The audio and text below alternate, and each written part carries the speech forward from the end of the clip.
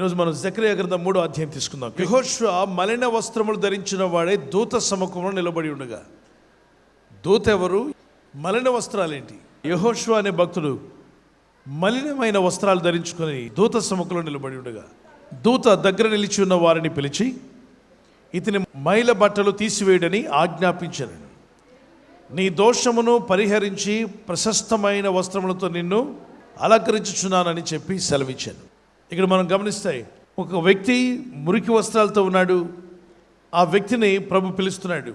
దూత చెప్తుంది, ఇతని మీద ఉన్న మలిన వస్త్రం తీసివేయండి, ప్రశస్త వస్త్రాలు ఇతనికి ధరింపచేయండి అని చెప్పాడు. తర్వాత అతని తల మీద తెల్లని పాగా పెట్టించుడని నేను మనవి చేయగా వారు అతని తల మీద తెల్లని పాగా పెట్టి వస్త్రములతో అతనిని అలంకరించిరి. యెహోవా దూత దగ్గర నిలిచి ఉండెను. అప్పుడు యెహోవా దూత యెహోషువకు ఇలాగూ ఆజ్ఞ ఇచ్చాను, సైన్యములకు అధిపతికి యెహోవా సెలవిచ్చినదేమనగా, నా మార్గములో నడుచుచు నేను నీకు అప్పగించిన దానిని భద్రముగా గైకొనిన ఎడల నీవు నా మందిరం మీద అధికారివై నా ఆవరణములను కాపాడువాడు వగుదువు. మరియు ఇక్కడ నిలవబడు వారికి కలుగునట్లుగా నా సన్నిధిని నిలుచు భాగ్యము నీకు ఇచ్చేది. Praise the lord. సో ఇక్కడ జకర్యా గ్రంథం 3వ అధ్యాయం 3, 4, 5 వచనాల్లో మలిన వస్త్రం ధరించిన వాడే యెహోషువ నిలబడి ఉన్నాడు. అప్పుడు దూత ఏమంటుందంటే, దూత ఎవరు అంటే యేసుక్రీస్తు ప్రభువారు అక్కడ దూతగా వర్ణించబడ్డారు. పాత నిబంధన గ్రంథంలో యెహోవా దూత వచ్చాను అని ఉంటుంది, అక్కడికి ప్రభువే అక్కడికి వచ్చారు. సో ఇక్కడ దూత ఏమందంటే ఆ పక్కన ఉన్న వారిని ఇతరుకున్న మలిన వస్త్రం తీసివేయండి, ప్రశస్త వస్త్రం తొలగించండి అన్నాడు 3:3లో. అంటే దేవుని యొద్దకు మనం ఎప్పుడు వెళ్ళినా ప్రభు మనకు ఆశీర్వాదం ఇచ్చే ముందు ఏం తీసేస్తున్నాడు? మలిన వస్త్రాన్ని. మనం ఏమంటామంటే, ప్రభా ఈ మలిన వస్త్రం ఉంటే ఏమైందిలే కానీ ముందు నాకు ఆశీర్వాదాలు ఇచ్చాయి, ముందు నాకు దీవెనలు ఇవ్వు, ముందు నాకు ఉద్యోగం కావాలి, కానీ ఈ వస్త్రాల సంగతి మనకెందుకు అని చెప్పి అంటాం. ప్రభు అంటున్నాడు, మొదట నీ పాపం తీసివేయబడాలి, నీ దోషం తీసివేయబడాలి, నీ అపరాధం తీసివేయబడాలి, నీ అతిక్రమాలు తీసివేయబడాలి. అలా లేకుండా నువ్వు డైరెక్ట్గా ఆశీర్వాదము, దీవెన, ఉద్యోగము, బండి, కారు ఇవన్నీ ఎవరికైనా వస్తాయి. సంపాదించుకోవడానికి భూమి మీద ఏ కష్టం చేసినా లాభం కలుగుతుంది. మనం ఇప్పుడు దేవుని ఎద్దుకు వచ్చిందంతా ఊరికి ఇంటి కోసం, కారు కోసం, బండి కోసం అయితే దేవుని ఎద్దుకు రాకుండానే చాలామందికి బళ్ళు, కార్లు, ఇళ్ళు అన్నీ ఉన్నాయి. అయితే వారికి ఇంక దేవుడు అవసరం లేదా? దేవుని ఎద్దుకు ఎందుకు రావాలి అంటే కార్లు, బళ్ళు, ఇల్లు కోసం కాదు, పాపక్షమాపణ కొరకు. మన పాపం అనేది తీసివేయబడాలి, అపవిత్రమనేది తీసివేయబడాలి, దోషములు తీసివేయబడాలి. పాపక్షమాపణ యేసు యొద్దే దొరకదు, ఇంకెక్కడ దొరకదు. సో క్రీస్తు ఒక్కడు మాత్రమే పాపాన్ని తీసేస్తాడు. మలిన వస్త్రం తీసేయమంటున్నాడు దేవుడు. ఇక్కడ ఇతనికి ఇచ్చే అధికారం గురించి మాట్లాడట్లేదు, ఇతనికి ఇవ్వబోతున్న దీవెనల గురించి మాట్లాడట్లేదు, ఇతనికి ఎన్నో ఆశీర్వాదాలు దేవుడు ఇవ్వాలి, కానీ వాటి గురించి మాట్లాడట్లా. God is concerned about our unholiness to be removed and He wants us to be holy people. మన ఎదుగు ఆయన పరిశుద్ధత తీసుకురావాలని ఆశపడుతున్నాడు. ఏమనంటే, మొదట మలిన వస్త్రం తీసివేయండి. అతనుకున్న మలిన వస్త్రం తీసివేయమన్నప్పుడు ఆ దగ్గర ఉన్న వారు వచ్చి మలిన వస్త్రం తీసివేశారట. Praise the Lord. తీసేస్తున్నప్పుడు తన సహాయం లేకుండా తీసివేయబడింది. అంటే ఆ వ్యక్తి మీద ఉన్న పాప జీవితము అతని సహాయం లేకుండా తీసివేయబడింది. ఇప్పుడు ప్రశస్త వస్త్రం అతనికి ప్రశస్త వస్త్రం తొడగండి అన్నప్పుడు ప్రశస్త వస్త్రాన్ని తొడిగారట. ప్రశస్త వస్త్రం. ఆ తర్వాత అంతటితో ఊరుకోలే దేవుడు. ఎప్పుడైతే ప్రశస్త వస్త్రాన్ని ధరించుకోవడానికి ఇతను ఇష్టపడ్డాడో తెల్లని పాగా, అంటే పరిశుద్ధమైన తలంపులు, దేవుని అభిషేకం కలిగిన తలగా మార్చివేశాడు. తెల్లని పాగా. Praise the Lord. నా ఈ వ్యక్తికి ఉన్నటువంటి పాప జీవితం తీసివేయబడి ప్రశస్త వస్త్రాన్ని తొడిగి తర్వాత ఏమిస్తున్నాడు? తెల్లని పాగా, అభిషేకం. దేవుడు ఇక్కడ అభిషేకించేది ఎందుకంటే total body will be anointed. పూర్తిగా అతని జీవితం మీదకి ఆశీర్వాదం రావాలని దేవుని చిత్తం. కాబట్టి తెల్లని పాగా పెట్టాడు. తెల్లని పాగా పెట్టిన తర్వాత ప్రభు ఏం చేశాడు? పరిశుద్ధ వస్త్రములతో అలంకరించాడు. అప్పుడు యెహోవా దూత యెహోషువకు ఇలాగూ ఆజ్ఞ ఇచ్చాడు, సైన్యములకు అధిపతికి యెహోవా సెలవిచ్చినదేమనగా, మార్గములలో నడుచుచు నేను నీకు అప్పగించిన దాన్ని భద్రంగా గైకొనిన ఎడల, if you do it, if you practice it, దేవునికి ఇచ్చిన పనిని భద్రంగా కాపాడుకొని దాన్ని జరిగించినట్లయితే, ఆయన మార్గంలో నడిచినట్లయితే నీవు నా మందిరం మీద అధికారివై ఉన్నావు. అంటే మందిరం మీద ఏం చేస్తారంట? అధికారం. దేవుని మందిరం అంటే దేవుని కార్యక్రమాల మీద, దేవుని సేవా పరిచర్యల మీద అధికారం దేవుడు ఇవ్వాలి, మనం తీసుకునేది కాదు. ఇక్కడ మందిరం మీద అధికారం ఇచ్చాడు. మరి అధికారం ఇచ్చిన తర్వాత మరొక మేలైన దాంట్లో దేవుడు తీసుకువెళ్తున్నాడు. ఇప్పుడు ఎన్నోది? ఇది మూడవది. మొదటికి ఏం తీయబడింది? మలిన వస్త్రం. రెండవదికి ఏం చేయబడ్డాడు? ప్రశస్త వస్త్రం చేత కప్పబడ్డాడు. మరి మూడవది తల మీద పాగా పెట్టబడింది. నాలుగవది అధికారం ఇవ్వబడింది. మరి ఐదవదిగా దేవుడు ఏమి ఇస్తున్నాడు చూద్దాం. నా ఆవరణములను కాపాడు వాడు వగదు. అంటే ఐదవదిగా కాపాడే సిస్టంలోకి తీసుకువెళ్తాడు. నువ్వు ఇతరులను కాపాడే వ్యక్తిగా ఉంటావు. నశించిపోయే ఆత్మలు రక్షించేవాడిగా, దేవుని పనిని కాపాడేవాడిగా, దేవుని మందిర పనులను కాపాడేవాడిగా. It's a privilege from God. దేవుని యొద్ద నుండి వచ్చిన ప్రివిలేజ్ అది. దేవుని మందిర పనులు పాడవకుండా, దేవుని కార్యాలు ఇబ్బంది కలగకుండా వాటిని కేర్ తీసుకునే ఆ స్థాయికి దేవుడు తీసుకువెళ్తాడు. ఆ అధికారం దేవుడు ఇచ్చేస్తాడు నీకు. ఆ టైంలో ఏదొచ్చినా you need to take action. You need to respond to that because God he's given you that authority. దేవుడు నీకు అధికారం ఇచ్చాడు. మనకు దేవుడు కొన్ని ఇచ్చి చూస్తాడంటే మనం దేవుని సేవకు వాడుతున్నామా లేదా అని. Make sure that it should be use for God's work. మరి అక్కడ కాపాడే వ్యక్తిగా ఉంటున్నాడు. మరియు ఇక్కడ నిలబడు వారికి కలిగినట్లు నా సన్నిధిని నిలుచు భాగ్యము నీకు ఇచ్చేది. ఆయన సన్నిధిలో నిలబడే భాగ్యం నీకు ఇస్తాను. So wonderful blessings. అంటే ఈ 6 విధాలైనటువంటి మేలులు పొందడానికి ఇతను ఎక్కడికి రావాల్సి వచ్చింది? దేవుని యొద్దకు రావాల్సి వచ్చింది. మరి దేవుని సన్నిధిలో కనిపెట్టి ప్రార్థించినప్పుడు ఏమేమి జరిగాయి? మొదటిగా ఇతను మలిన వస్త్రం తీసివేయబడింది, ప్రశస్తమైన వస్త్రం తొలగించబడింది, ఆ తర్వాత తలపాగా పెట్టబడ్డాడు, నెక్స్ట్ అధికారంలోకి వచ్చాడు, ఆ తర్వాత దేవుని మందిరం పరిసర ప్రాంతాలను కాపాడేవాడిగా మారాడు, ఆ తర్వాత దేవుని సన్నిధిలో నిలబడే భాగ్యము. ఇది గొప్ప భాగ్యం, గొప్ప ధన్యత. నీ సన్నిధిలో సంపూర్ణ సంతోషం కలదు. సో ఈ ధన్యతను దేవుడు ఇస్తున్నాడు. ఆ తర్వాత మనలను దేవుడు నిత్య జీవంలోకి నడిపిస్తున్నాడు. దాని తర్వాత మాట చదవండి. ప్రధాన యాజకుడు అయిన యెహోషువ ఎదుట కూర్చుని నీ సహకారులకు సూచనలుగా ఉన్నారు. నీవు వారును నా మాట ఆలకింపవలను. ఇప్పుడు 7వదిగా ఇతన్ని దేవుడు ఎలా చేశాడంటే యాజకునిగా, ఆత్మలు రక్షించే యాజకత్వాన్ని మనకి ఇస్తున్నాడు. మరి ఒకటి దాని తర్వాత ఒక బ్లెస్సింగ్స్ తను పొందడానికి దేవుని సన్నిధికి రావాల్సి వచ్చింది. ఇక్కడ మరి దేవుని వాక్యానికి విరుద్ధంగా కొన్ని కార్యక్రమాలు ఉన్నాయి. మానవ జాతిని కంట్రోల్ చేయాలి సాతాను యొక్క మెయిన్ టార్గెట్. ఆదాము అవ్వను టార్గెట్ చేశాడు.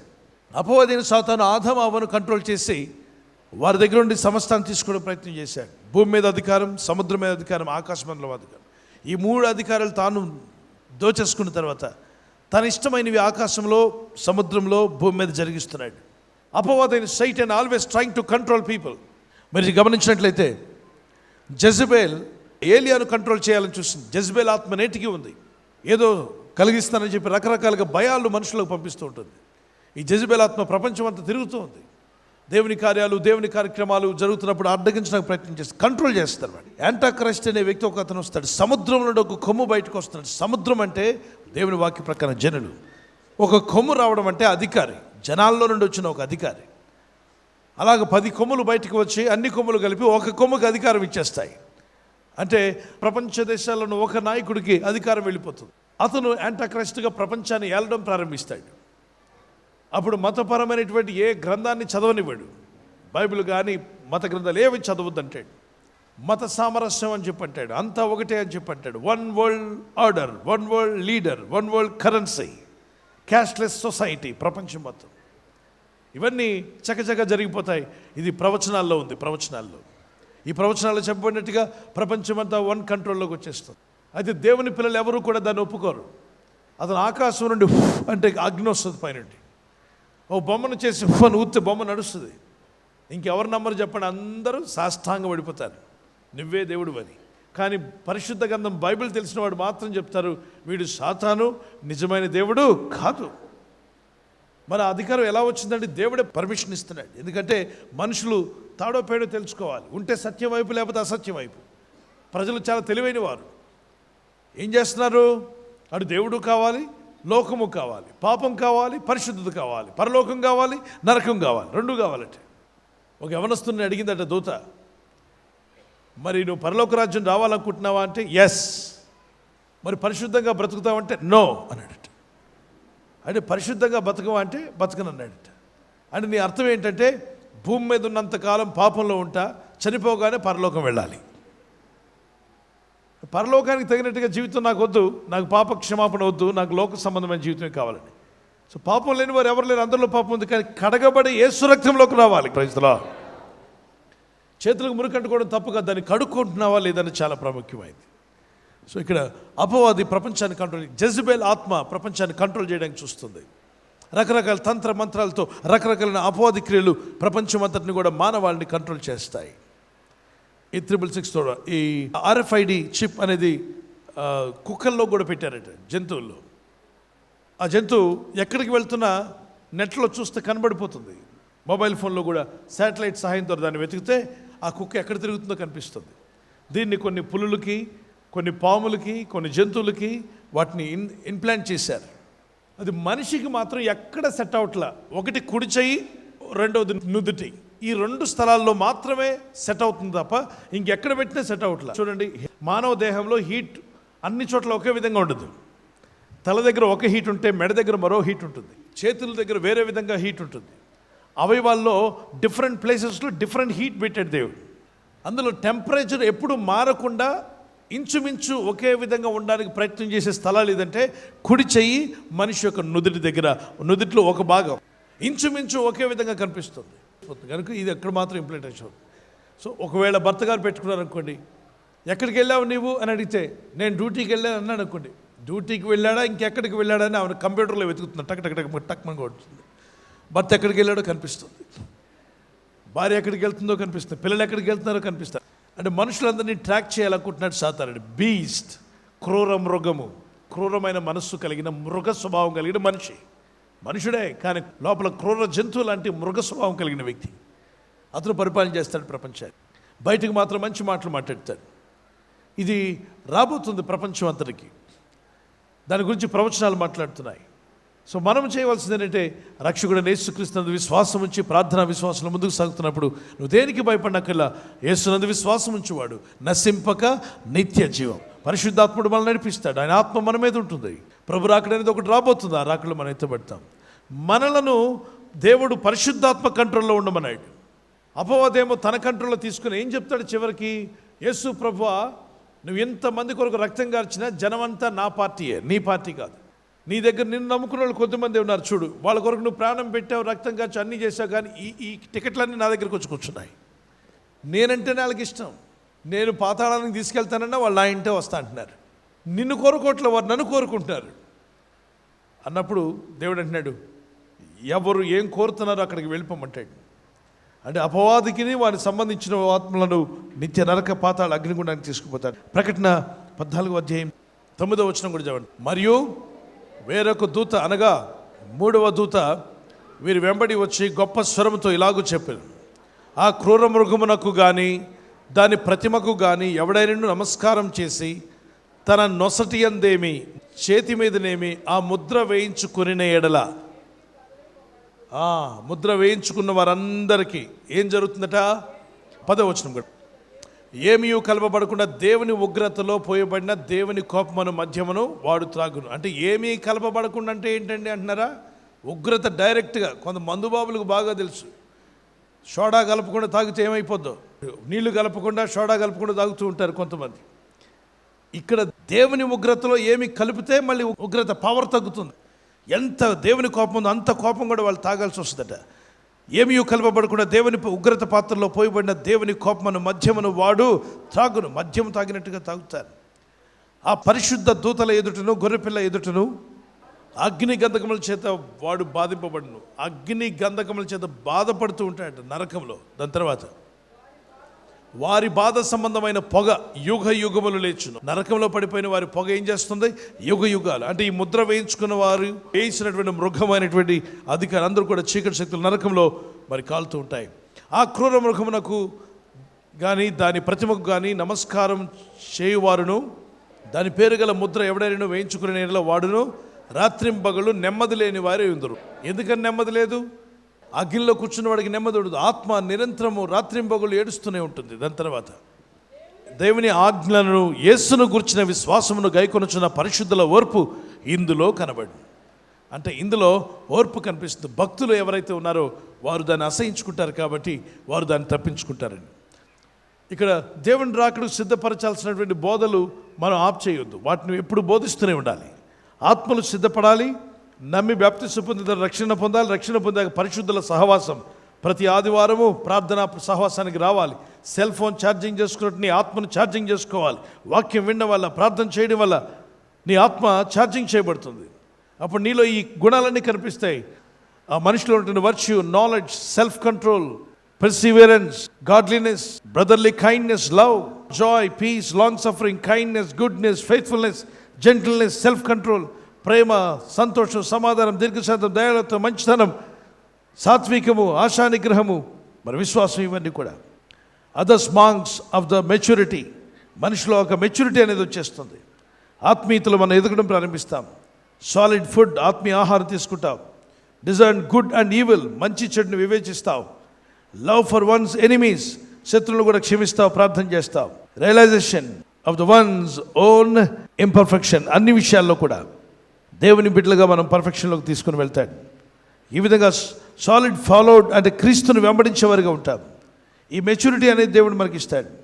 అందుకే ప్రార్థన అనుభవం, ఒక్క రోజులో నువ్వు అనుభవం అన్నింటిలో ఎదగలేవు. కాబట్టి చర్చికి కంటిన్యూగా వెళ్తూ ఉండాలి. ఆత్మీయతను మనం అనుసరిస్తూ ఉండాలి. ప్రార్థనలో ముందుకు సాగుతున్నప్పుడు మన అన్ని విషయాల్లో థ్యాంక్ఫుల్గా ఉంటాం దేవునికి. మన ఆత్మలన్నీ ప్రభు రాకడకు సిద్ధపడతాయి, పరలోక పట్టణానికి వెళ్తాయి. ఇది జరగకుండా, ఇందులో కూడా ఆత్మలు ఎత్తబడకుండా సాతానుడు వేసిన పన్నాగమే ఫాల్స్ టీచింగ్. ఫాల్స్ టీచింగ్స్ ఏం చేస్తాయంటే పీపుల్ ప్లీజింగ్ ప్రీచర్స్, అంటే ప్రజల్ని సంతోషపరిచే ప్రీచర్స్. ఇప్పుడు మీరు వచ్చారు, మీకు సంతోషమైన మాటలు, ఏదో సోది కబుర్లు నేను మాట్లాడుతాను అనుకోండి, నేను మిమ్మల్ని సంతోషపరిచే సేవకుడిని అవుతాను, కానీ పిలిచిన దేవుడిని సంతోషపరిచే సేవకుడిని కాను. కాబట్టి మిమ్మల్ని సంతోషపరిచే బోధ కాదు నేను చెప్పాల్సింది, మీ జీవితాన్ని బాగు చేసే బోధన నేను చెప్పాలి. Praise the Lord. గమనించండి, ఇప్పుడు హాస్పిటల్కి ఒక రోగి వచ్చాడు అనుకోండి, డాక్టర్ గారు ఆ రోగి వైపు చూసినప్పుడు, ఆ పుండు అవన్నీ చూసినప్పుడు, ఏం పర్లేదు నాయన, నో ప్రాబ్లం, పుండ్లు అంతే వస్తుంటాయి పోతుంటాయి, నీకు ఏ మందు అవసరం లేదు, పర్లేదు ఇంటికి వెళ్ళరా అన్నాడు అనుకోండి, అతనికి చాలా సంతోషం కలుగుతుంది. ఈ డాక్టర్ గారు చాలా మంచోళ్ళండి, నాకు ఏ రోగం లేదన్నారండి, పుండిలా సీము రక్తం కారుతున్నా, నో ప్రాబ్లం, ఏం కాదు, సెప్టిక్ కాదు, పాడు కాదు, వెళ్ళు ఇంటికెళ్ళి అని చెప్పి అన్నాడండి, చాలా సంతోషం. మరో డాక్టర్ దగ్గరికి వెళ్తే, బాబు అర్జెంటుగా ఆ పుండును తొలగించాలి, ఆ పాడైపోయిన భాగాన్ని పూర్తిగా తీసివేసి నీకు కట్టు వేయాలి, కొంచెం నొప్పి అనిపిస్తుంది, బాధపడకు, సీమను నొక్కేస్తాం, ఆ పుండులో ఉన్న సీమ అంతా బయటికి రావాలి, మరి కొంచెం నొప్పి అనిపించినా బాధపడకు, అది క్లీన్ చేసేసిన తర్వాత నీ స్కిన్ అంతా హీల్ అయిపోతుందని చెప్తే ఏ డాక్టర్ని ఇష్టపడతాం చెప్పండి? మనకు నొప్పి ఏదనిపిస్తే దాన్ని వదిలేస్తాం, మనల్ని ప్లీజ్ చేసేవాళ్ళు కావాలని కోరుకుంటాం, అక్కడే మనం పొరపాటు చేస్తాం. ఇక్కడ ప్రభు యొద్దకు వచ్చినప్పుడు ప్రభు మొట్టమొదటిగా పాపం తీసివేయమని అడుగుతాడు, కానీ పాపంలో ఉన్నా పర్వాలేదు అని బోధిస్తున్నాడు అంటే ఆ వ్యక్తి పాపిని ప్లీజ్ చేస్తున్నాడు, కానీ దేవుని వాక్యం ఉన్నదన్నట్టుగా చెప్పట్లేదు. రెండు సెల్ఫ్ సర్వింగ్ షెపర్డ్స్, అనాయింటింగ్ ఇంత రేటెడ్, 2000 ఇస్తే హెడ్ అనాయింటింగ్, 5000 ఇస్తే హ్యాండ్ అనాయింటింగ్, 4000 ఇస్తే లెగ్ అనాయింటింగ్, మొత్తం టోటల్గా కల్పిస్తే టోటల్ అనాయింటింగ్. అసలు అనాయింటింగ్కి డబ్బు ఎప్పుడైనా మాటలు ఉందా బైబిల్లో? లేనే లేదు. డబ్బుకు అనాయింటింగ్ అనేది ఎక్కడ లేదు. అది చెప్పారంటే false preachers, we are not suppose to follow. Bible చెప్తుంది సెల్ఫ్ సర్వింగ్ షెపర్డ్స్. డబ్బు కోసం కాదు మనం సేవ చేసేది, దేవుని ఆత్మల రక్షణ కొరకు చేస్తున్నాం. దేవుని బిడ్డలు ప్రేరేపించబడిన వారు సువార్త పనికి అపోస్తుల కాలంలో ఇచ్చారు, పౌలు కాలంలో ఇచ్చారు. హన్నా, సూసన్న, యేసు ప్రభువారు ఉన్న దినాల్లో మీటింగ్లు ఖర్చు అంతా వాళ్ళు పెట్టారు, వాళ్ళ ఆస్తుల నుండి పెట్టారని రాస్తుంది, భక్తులందరూ కూడా పెట్టారు. ఇప్పుడు మనం కావాల్సింది ఏంటంటే మనము డబ్బునుగా సేవించాల్సింది దేవుణ్ణి. Next sin encouraging doctrines. కొన్ని డాక్ట్రిన్స్ వాళ్ళు కూడా బైబిల్లో తీస్తారు. They will also give a doctrine. పిల్లరా, యేసు రక్తం ఖర్చింది అందరి పాపాలు తీసివేయడం కాబట్టి నువ్వు ఏ పాపంలో ఉన్నా పర్వాలేదు అని చెప్తే రాంగ్ డాక్ట్రిన్. ప్రభు రక్తం ఖర్చింది మన పాపంలో కూర్చోడానికి, బయటికి రావడానికి. దేవుడు కృపనిచ్చింది పాపంలో బతకడానికి, పాపంలో బయటికి రావడానికి. ఈ భూమి మీద చాలా రాంగ్ డాక్ట్రిన్స్ ఉన్నాయి. వాటిని మనం ఫాలో చేస్తే మన ఆత్మీయ జీవితం గుడ్డి ఆత్మీయ జీవితం జీవిస్తాం. అనవసరంగా మన ఆత్మీయ జీవితం కల్మషం అయిపోతుంది. కనుక దయచేసి మనసు మార్చుకుందాం. వాక్యానుసారమైన బోధ ఏదో మనం చూద్దాం. ఆ వాక్యం మనం అంటు పెట్టుకుని ఉంటే తప్పనిసరిగా ఆయన రాకడలో ఎత్తబడతాం. మరి ఆ ముద్ర వేయించుకోకుండా మనం ఆత్మీయంగా స్థిరపడి దేవుని వాక్యం కొరకు నిలబడదాం. ముందుగా దేవుని రాకడ వస్తాయి. ఈ ముద్రలు ఇవన్నీ రాకముందు త్వరలో రావచ్చు. ప్రభు రాకడంటూ వస్తాయి. ఆత్మలోకంలో మనం ఎత్తబడి ప్రభుని కలుసుకునే రోజు రాబోతున్నాయి. We shall all will go and meet Jesus Christ. అయితే ఒక వ్యక్తి అన్నాడు, పాస్టర్ గారు ప్రభు రాకడ ఎప్పుడు వస్తుందో తెలియదు కాబట్టి రాత్రంతా మెలకుగా లైట్లు వేసుకుని కూర్చున్నాడట. ప్రభు ఎప్పుడు వస్తావు. అంతేం అక్కర్లేదు. నీవు వాక్యానుసారంగా బతకడమే మెలకుగా జీవించడం. 2 రోజులు 4 అని తెలిసిన వ్యక్తి లెక్కల్లో మెలకుగా ఉన్నట్టు. 2 రోజులు 36 అన్నట్లయితే ఆ వ్యక్తి నిద్రపోతున్నా మెలకున్నా అతను లెక్కల విషయంలో నిద్రలోనే ఉన్నట్టుగా. సో వాక్యం తెలుసుకున్న జీవితం జీవించాలి. ఇక్కడ బాగా వినండి, యేసుప్రభు రాకడలో మనం పడుకుని ఉన్నా, మెలకుని ఉన్నా, నడుస్తున్నా, ప్రార్థన చేస్తున్నా, పని చేస్తున్నా, వెంటనే మనల్ని తీసుకెళ్లే బాధ్యత ఎవరిది? దేవునిదే. ఆయనే తీసేసుకుంటాడు. ఆయన దూతలు వచ్చి మనల్ని పోగు చేస్తాయట. దేవదూతలు వీధుల్లోకి, ఊరిలోకి దేవదూతలు వచ్చేస్తాయట. అతి వేగంగా వస్తాయి. వచ్చి ఒక్కొక్క వ్యక్తిని తాగుతుండగా వ్యక్తి మహిమ వస్త్రాన్ని ధరించుకుని ఉన్నపాటున కన్ను మూసి కన్ను తెరిచేలోగా మధ్యాకాశంలో కనబడతాం. అంటే ఎంత వేగంగా వెళ్తాం ఆలోచించేయండి. Praise the lord. ఎందుకని ప్రభు మధ్యాకాశంలో కలుసుకుంటున్నాడు? పరలోక రాజ్యానికి వెళ్ళాక కలుసుకోవచ్చు కదా అంటే, మీ ఇంటికి గెస్ట్ వస్తున్నప్పుడు ఎక్కడికి వెళ్ళి కలవాలి చెప్పండి? ఇంటి గేట్ దగ్గరికి వెళ్ళి కలుస్తాం కదా. సాధారణంగా ఎవరైనా గెస్ట్లు వస్తున్నారంటే, పెద్దవారు వస్తున్నారంటే గుమ్మం దాకా వెళ్తాం, గేట్ దాకా వెళ్తాం, వెళ్ళి వారిని ఆహ్వానిస్తాం. యేసు ప్రభు వారు కూడా మేఘారుడే వస్తున్నాడు. కారణం ఏంటంటే మనలను దేవుడు గెస్ట్ కంటే ఎక్కువగా భావిస్తున్నాడు. Praise the lord. ఆ మధ్యాకాశంలోకి వెళ్ళాక అక్కడ నుండి భూమిని చూపిస్తాడు. చూడండి నాన్న, ఇప్పుడు చూడండి భూమి ఏమవుతుందని. మనం అంత కిందకు చూస్తే భూమి మీద ఆకాశ నక్షత్రాలు రాలి, సూర్యుడు చీకటిగా మారి, చంద్రుడు రక్తవర్ణంగా మారి, భూమి మీద ఉన్న ప్రజలు గగ్గోలు పెడుతూ, కేకలు వేస్తూ, గొండు బాదుకుంటూ, అరుపులు, కేకలు, ఒక పక్క సముద్ర సునామీ, భూకంపాలు, మరో పక్కన అంత గందరగోళం, భూమి అంత తల్లడిల్లిపోవడం మనం చూస్తాం. ఆ తర్వాత మనందరూ ప్రభు వైపు చూడగానే కళ్ళంట బరువులా నీళ్లు గారిపోతాయట, కన్నీళ్లు గారుస్తామట. ఎందుకో తెలుసా? ఏ యోగ్యత లేని నాకు ఇంత గొప్ప రక్షణ ఇచ్చావా దేవా, ఇంత గొప్ప రక్షణ ఇచ్చావా, నన్ను ఇంతగా ప్రేమించావా ప్రభు అని. ఆ తర్వాత పరలోక పట్టణానికి తీసుకుని వెళ్తాడు. ఇది సత్యమని పరిశుద్ధ లేఖనం మాట్లాడుతుంది. అందులో మీరు అందరూ పాల్గొన్న దేవుని కోరిక, మనందరి యొక్క ఆశ. ప్రార్థన చేసుకుందాం. ప్రభువా, నీవు చెప్పినట్టుగా ఈ యెహోషువ కలిగినట్టుగా మలిన వస్త్రం తీసివేయము, ప్రశస్త వస్త్రం తొలగించండి, తల్లని పాగా నా తల మీద ఉంచండి, నీవు ఇచ్చే అధికారంలో నడిపించండి, నీ మందిర పనుల్లో, నీ పరిచర్యలో నన్ను కూడా భాగస్థులుగా చేయండి, నీ సన్నిధానంలో నిలబడే యోగ్యం భాగ్యం నాకు దయచేయండి, నీ యాజకుని వలె దేవుని పరిచయంలో ఉంటూ సహాయం చేయమని వారు మీ చేతుల పైకెత్తండి. Let me pray for you. Everyone pray. ప్రభు అని యేసుని నామములో ప్రార్థిస్తున్నాం తండ్రి. నీ ప్రజలను తాకమని వేడుకుంటున్నాను. నీ పరిశుద్ధాత్మ వీరి మీదకి వచ్చునుగాక బలముగా. ఇదిగో నీ ప్రజల మీదకి నీ ఆత్మ బలముగా వచ్చునుగాక. Holy Spirit come upon everyone master. Touch your people Lord. Pour out your Holy Spirit my God. కంటమెత్తి ప్రార్థన చేద్దాం. యేసు నామములో ప్రార్థన చేద్దాం. పరిశుద్ధాత్మ నీ పైకి బలంగా వచ్చినట్లు ప్రభు నా మీద ఉన్న మలిన వస్త్రం తీసివే అయ్యా. నీ యొక్క పరిశుద్ధాత్మ కంట్రోల్లోనే ఉండాలి, ఆత్మ కంట్రోల్లోనే ఉండాలి ప్రభు. అపవాది కంట్రోల్లో కాదు కానీ పరిశుద్ధాత్మ కంట్రోల్లో మేము ఉండాలి. సయ నీ కృప మాకు దయచేయండి. నీ పరిశుద్ధాత్మను మా మీద కుమ్మరించు దేవా. Yes Lord my God, we thank you. తమ్ముడు ప్రార్థించు, ఎవరు కుమార్తె ప్రార్థన చేయి. యేసయ్యా, నా మీద ఏ మలినమున్నా తీసివేయండి, ప్రశస్త వస్త్రము నాకు తొడిగింప చేయండి, నీ రక్తంతో నన్ను కవర్ చేయండి ప్రభా. నా ఆత్మ, శరీర, మనసును నీ పరిశుద్ధ రక్తంతో కవర్ చేయండి. తెల్లని పాగా అభిషేకం నాకు దయచేయం, అభిషేకం నాకు దయచేయం. అభిషేకించుమ దేవా, అభిషేకించుమ. Anointing of the Holy Ghost come upon your people mightily. Pour out your Holy Spirit, Lord. కంటమెత్తుదామా, గట్టిగా ప్రార్థన చేద్దాం. ప్రభువా, నన్ను తాకుము, అభిషేకించు. నీ పరిశుద్ధాత్మ ముద్ర మా అందరికీ దయచేయండి. మీ ఆత్మ కంట్రోల్లో మేము ఉండటకు సహాయం చేయండి. అపవాదికి లయపరచము. విశ్వాసములో, ప్రార్థనలో, భక్తులు ఎదుగుటకు కృపనివ్వండి ప్రభువా. నా ఇంటి భారము, నా కుటుంబ భారము, నా వ్యక్తిగత భారము, నా ఉద్యోగ భారం నీ మీద మోపుతున్నాను. ప్రార్థన చేయి. నీ భారం యెహోవా మీద మోపు. ఆయన నిన్ను ఆదుకోబోతున్నాడని నమ్ము. ఆయన నిన్ను ఆదుకుంటాడు. నీ కుటుంబాన్ని ఆదుకునే దేవుడు, నీ ఇంటిని ఆదుకునే దేవుడు, నీ జీవితాన్ని ఆదుకునగల శక్తిమంతుడు ఆయన. Hallelujah. We thank you my Lord. Touch your people Lord. Fill them with the Holy Spirit. Sanctify them Lord. ఎవరు తమ్ముడు ప్రార్థిస్తున్నా, నీ ప్రార్థన ప్రభు వింటున్నాడు. ఎవరు చెల్లెలు నీ ప్రార్థన వింటున్నాడు. యేసయ్యా, ప్రశస్త వస్త్రం నాకు దయచేయి. నీ జీవ మార్గంలో నడిపించు ప్రభా. నీ మందిర పని చేసే భాగ్యం మాకు ఇవ్వండి. నీ సన్నిధానం నిలిచే యోగ్యత నాకు దయచేయండి ప్రభు. అట్టి భాగ్యము నాకు కావాలి నాయన. నిన్ను ఆరాధించే భాగ్యము, నిన్ను స్తుతించే భాగ్యము, నీ రాజ్యం చేరే భాగ్యం మాకు దయచేయి. మధ్య ఆకాశంలో నీ పరిశుద్ధులను, నీ సేవకులను, నీ విశ్వాసులను తీసుకుని వెళ్ళే రోజు రాబోతుందన్నావు తండ్రి. ఆ దినానికి మమ్మల్ని అందరినీ రెడీ చేయి ప్రభా. మమ్మల్ని సిద్ధపరచుము. నీ రాకళ్ళు ఎత్తబడేవారుగా, నీ చిత్తం చేసేవారుగా, నీ రాజ్యం కట్టేవారుగా, నీ నా మహిమాధ్యమాలో ప్రతి ఒక్కరిని వాడుకున్నాయని. నీ ప్రజలున్న ఏ అనారోగ్యమన్నా తీసివే మా తండ్రి. ఎక్కడ బాధ ఉంటే అక్కడ చేపెట్టుకోండి, ఒక చేయి ఏసే వైపు పెట్టండి. ఏసయ్య, వీరిలో ఏ అనారోగ్యాలు ఉన్నా ఇప్పుడే తొలగించుము నాయన. ఆ వ్యాధి రోగ బలహీనతలు వారి శరీరాల నుండి బయటికి వచ్చునుగా కేస్తున్నాము. చీకటి శక్తులు, చీకటి రోగాలు వెళ్ళిపోమని గర్దిస్తున్నాను. దేవుని దీవెన ఆశీర్వాదాలు వీరి మీదకి బలంగా రావాలి. మంచి ఆరోగ్యాలు ఇవ్వండి, ఆత్మబలం దయచేయండి. వారి కుటుంబాలకు సమాధానము, నెమ్మదినివ్వండి ప్రభా. ఎల్లప్పుడూ నీ దూతలు మాకు తోడుగా ఉంచండి.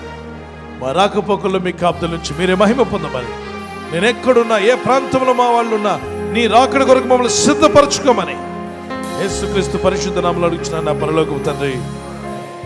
ఘనత, మహిమ, ప్రభావం యేసు పరిశుద్ధ నామమునకే చెల్లును గాక.